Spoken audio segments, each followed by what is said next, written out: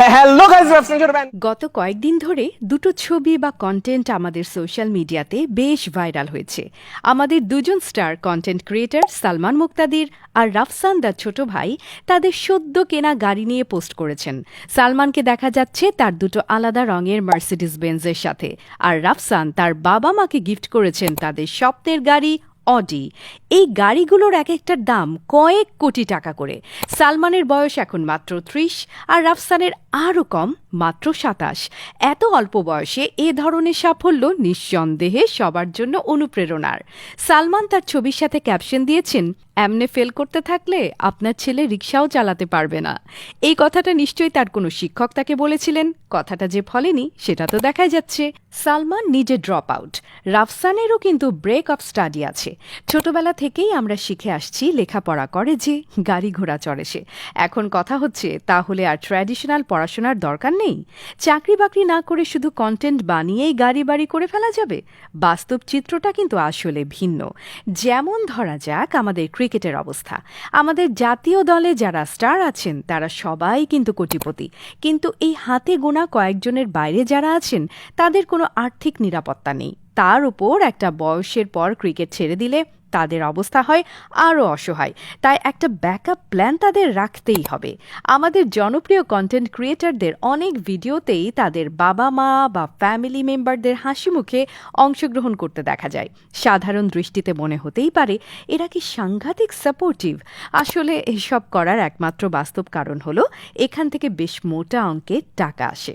তা না হলে এদের কাউকেই খুঁজে পাওয়া যেত না। That's true. একটা সময়ে ইউটিউব, ফেসবুক বা টিকটকের মতো সোশ্যাল মিডিয়া প্ল্যাটফর্মগুলো স্টার কন্টেন্ট ক্রিয়েটর দরকার ছিল, কারণ তাদের দর্শক টানার একটা ব্যাপার ছিল। তাই তারা নিজেরাই কন্টেন্ট ক্রিয়েটরদের প্রমোট করত। কিন্তু এখন তাদের সেই প্রয়োজনীয়তা ফুরিয়েছে। আরেকটা কথা স্বীকার করতে হবে, এই ভিডিও প্ল্যাটফর্মগুলো অনেক বেশি গণতান্ত্রিক। এখানে যে কেউ এসে কন্টেন্ট বানিয়ে হিট হয়ে যেতে পারে। ফলে এখন ভিউয়ার্সের চাইতে কন্টেন্ট ক্রিয়েটর বেশি। সব ঘরে ঘরে এখন কন্টেন্ট ক্রিয়েটর ঘুরে বেড়াচ্ছে, আর হাতে হাতে স্মার্টফোন চলে আসায় এখন ভিডিও বানানো অনেক সহজ। ফলে ফেসবুক বা ইউটিউবের কাছে এখন কন্টেন্টের কোনো অভাব নেই। ডিম্যান্ডের তুলনায় সাপ্লাই বেশি হয়ে যাওয়াতে এখন তারা তাদের রেভিনিউ অনেক কমিয়ে দিয়েছে।